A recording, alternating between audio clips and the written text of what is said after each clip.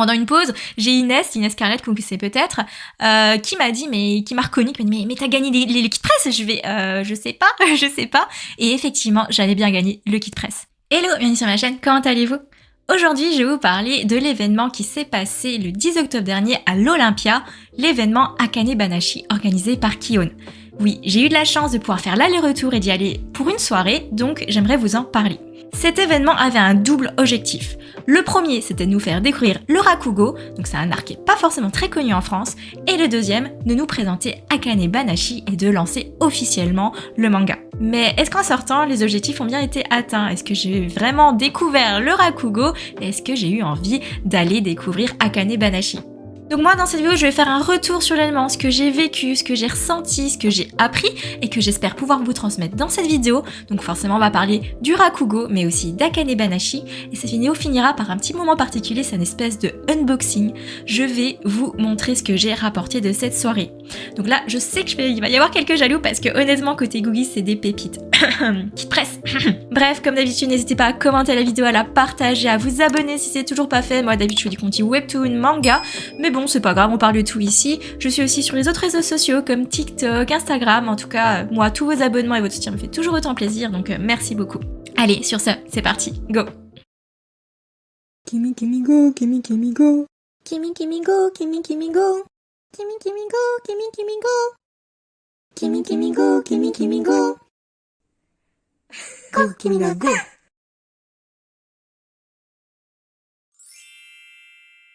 Akane Banashi à l'Olympia, c'est un événement qui a été organisé par la maison d'édition KION qui s'est déroulé à Paris le 10 octobre dernier.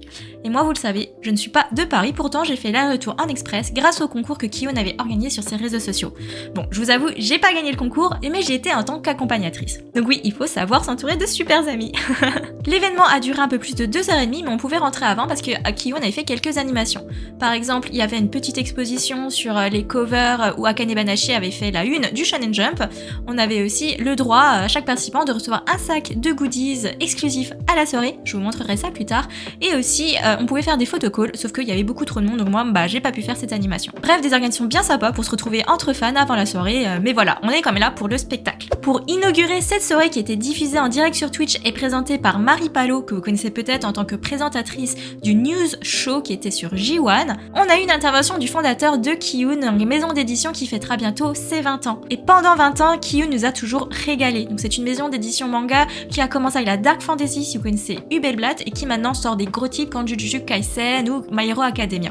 Mais à part ces gros titres, l'ADN de KION, c'était quand même toujours de vouloir nous présenter des titres assez atypiques pour vraiment ouvrir le manga à un large public français. Donc côté atypique, je pense notamment à un Ranking of Kings où on va suivre l'histoire de Bocchi, qui est un roi qui est sourd et muet, qui est pas forcément aimé par tout le monde, mais dont le rêve est de devenir le meilleur roi du monde. En tout cas, on a un magnifique catalogue chez KION avec plein d'œuvres atypiques et donc c'est sans surprise que Akane Banashi va s'inscrire dans cette lignée éditoriale, un manga qui va nous faire découvrir le Rakugo. Mais attends, c'est quoi le Rakugo ? Eh bien, lors de cette soirée, on a eu la chance d'avoir Stéphane Ferrandez et Cyril Copini qui sont l'incarnation du Rakugo français.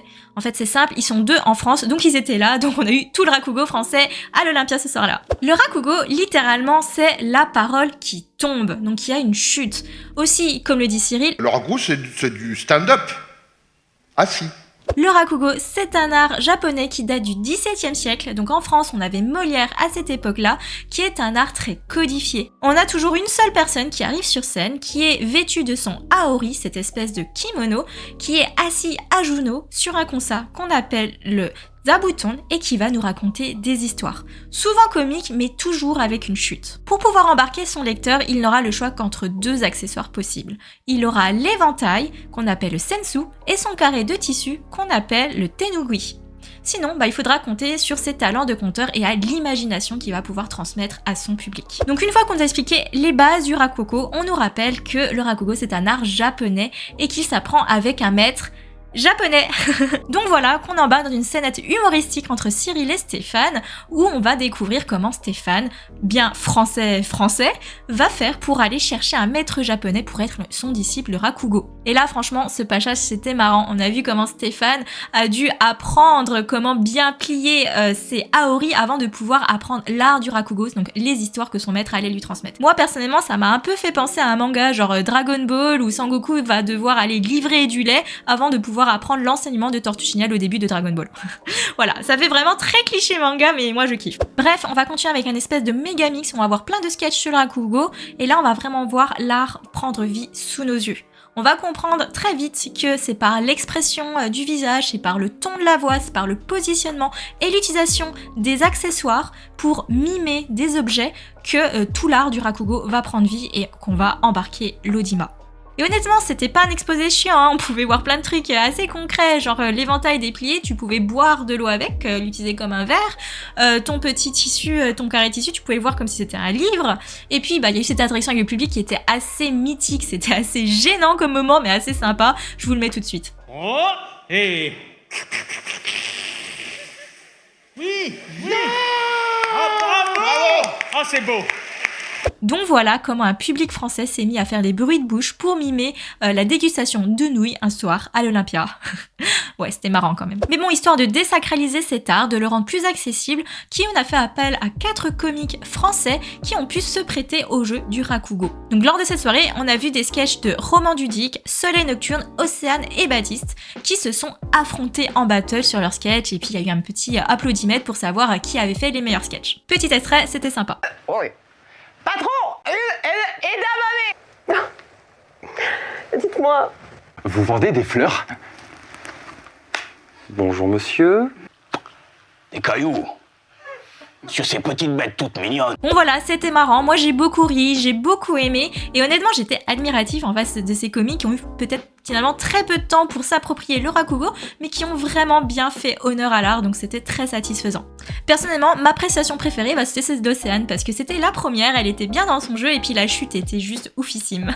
Et puis bien sûr, on a les sketchs des pros. Donc là, c'était un peu plus long, on avait une histoire de A à Z, et là on voyait bien le déroulement de l'histoire, la chute, avec des contes assez typiques, et c'était vraiment sympa. Par contre, j'avoue, j'ai trouvé ça un peu long, et certaines histoires étaient un peu prévisibles. Je vous fais un petit extrait. Qui est là? Nuki. Qui ça? Oh, Nuki. Je comprends rien du tout. Personne. Ça doit être encore un coup du fils des voisins, ça, tiens. Ah! Bikulista! Il y a un truc que j'ai adoré par contre avec Cyril, c'est que il incorpore pas mal de japonais dans son discours, et en fait quand tu écoutes et que tu es à l'Olympia, tu n'as pas les sous-titres. Par contre, t'as quand même l'impression de comprendre le japonais, et c'est ultra satisfaisant. Tu sais pas si c'est parce que t'as regardé trop d'animés ou c'est parce que en fait le message est vraiment bien transmis, mais en tout cas, je sais pas si vous avez cette impression, mais moi j'ai l'impression d'avoir compris tout le japonais qui était dans les sketchs. Bref, si le Rakugo t'intéresse et que tu veux pas aller au Japon pour en voir, et que de toute façon tu comprends pas le japonais donc tu vas rien comprendre, eh bien tu peux aller voir du Rakugo en France en allant sur le site de Stéphane et Cyril. Tu verras qu'ils font des spectacles assez régulièrement en France. Tu peux aussi te former, faire des ateliers de Rakugo, c'est ultra intéressant. Donc voilà, je te mets les liens dans la description. Je t'ajoute aussi une petite vidéo qui me donne le b.a.-ba du Rakugo qui a été présentée par Stéphane, qui est super intéressante. Donc voilà, je te mets tout ça dans les liens. Et si tu préfères découvrir ça via les animés ou les mangas, et ben sache qu'il existe un animé et puis une dizaine de titres qui parlent de Rakugo. Et parmi ces 10 titres Rakugo, il y en a 3 qui ont été publiés en France. Le Rakugo à la vie, à la mort est le disciple de Doraku, et tous les deux ont été traduits en France par Cyril. Et ouais, notre Rakugoka français. Donc là, tu peux être sûr que côté traduction, c'est ultra béton. Et le troisième, eh bien le troisième, j'y viens, et vous le connaissez sûrement, c'est Akane Banashi. Alors Akane Banashi, je vous avoue, à part le fait que ça parle de Rakugo, quand j'y suis allée, je savais pas de quoi ça parlait. J'y suis allée avec un esprit totalement ouvert. Et donc j'apprends que Akane Banashi, c'est un manga qui a été prépublié dans le magazine Weekly Shonen Jump, qui est aussi le magazine de prépublication qui accueille notamment One Piece, Dragon Ball, Naruto, Jujutsu Kaisen, voilà les gros titres du manga, et puis les valeurs sûres. Donc Akane Banashi, qu'est-ce que ça veut dire? Donc Akane, donc c'est le nom de notre héroïne, et Banashi, c'est une particule japonaise qui signifie histoire. Donc c'est le même Banashi qu'on retrouve dans Zanaki Banashi, histoire sur tatami, ou Karukuchi Banashi, histoire légère. Donc vous voyez que c'est le même Banashi. Donc pour moi, Akane Banashi signifie les histoires d'Akane ou l'histoire d'Akane. Je ne sais pas trop, si un linguiste japonais passe par là et peut me confirmer ce que je viens de dire, ce serait top. Parce que malheureusement, on ne l'a pas vraiment dit lors de la soirée. Côté histoire, pour la faire courte, on a Shinta, un Rakugoka qui gagne pas forcément très bien sa vie, mais qui va passer un examen pour avoir un grade de Shiwichi, qui est le plus haut grade pour les gens qui font du Rakugo. Lors de son examen, il délivre une performance incroyable. Mais à la grande surprise de tous, le jury va recaler tous les participants et en plus les bannir du monde du Rakugo.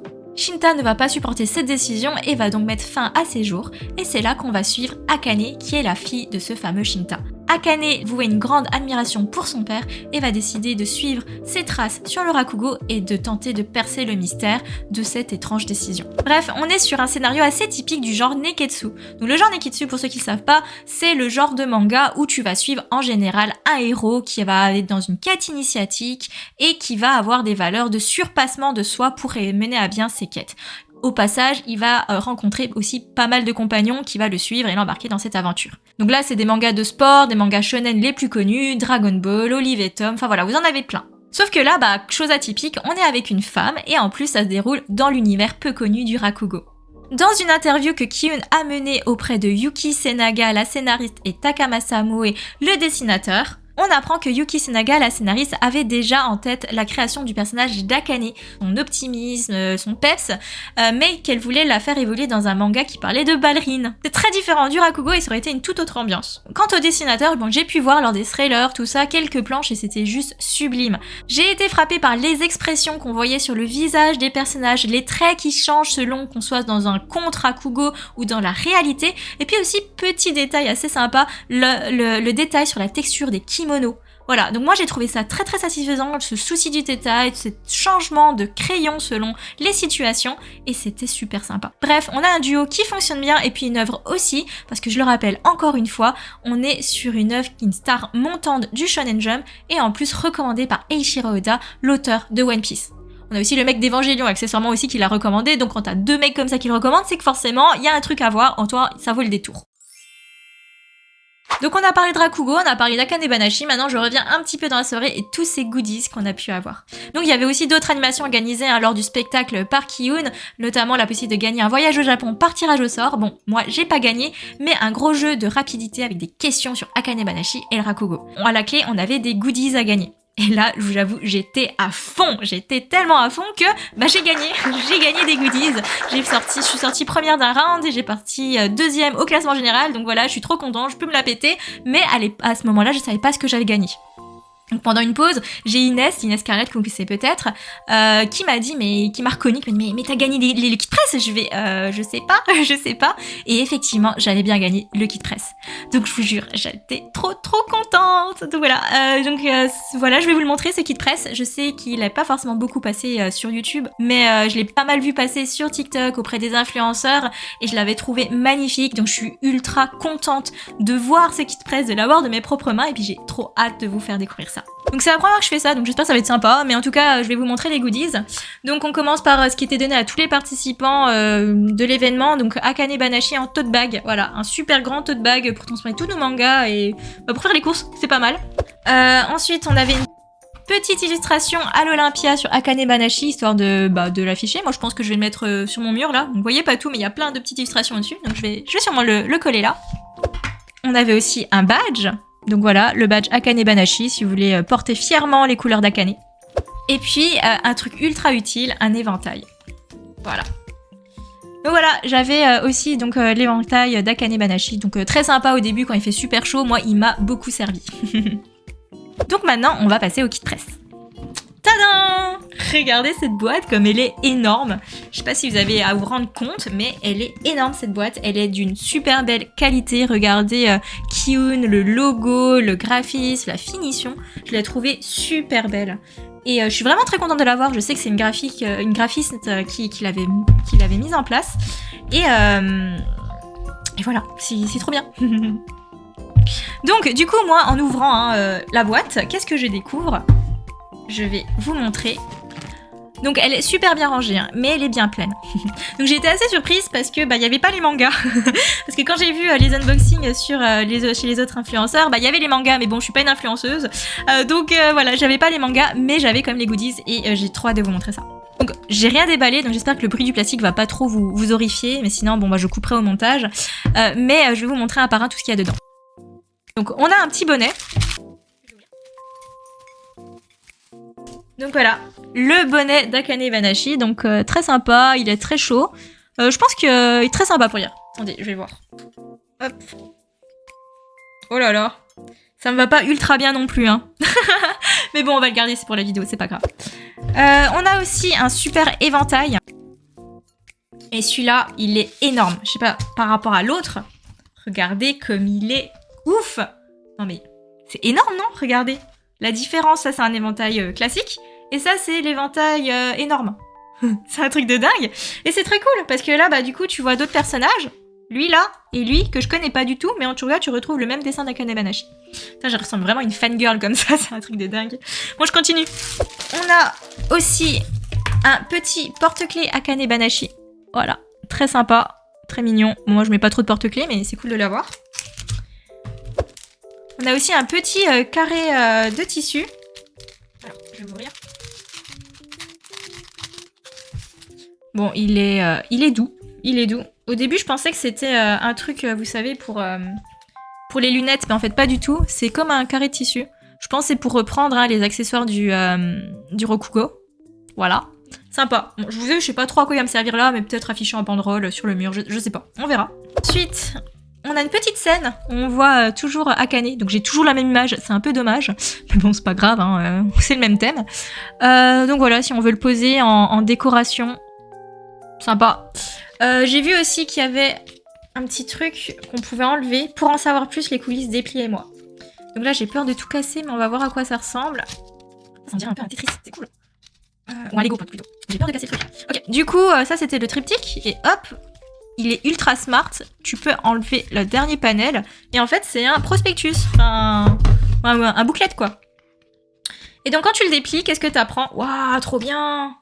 Trop bien, trop bien. Mais en fait, c'est un petit panneau, on va dire, informatif sur Akane Banashi. Donc, c'est très sympa. Très, très sympa.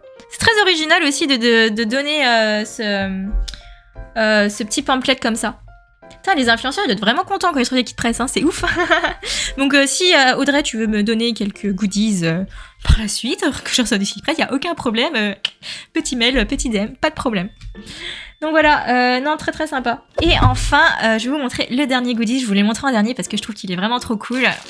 C'est le kimono. Alors, c'est un gros Akane Banashi, très très cool comme fille.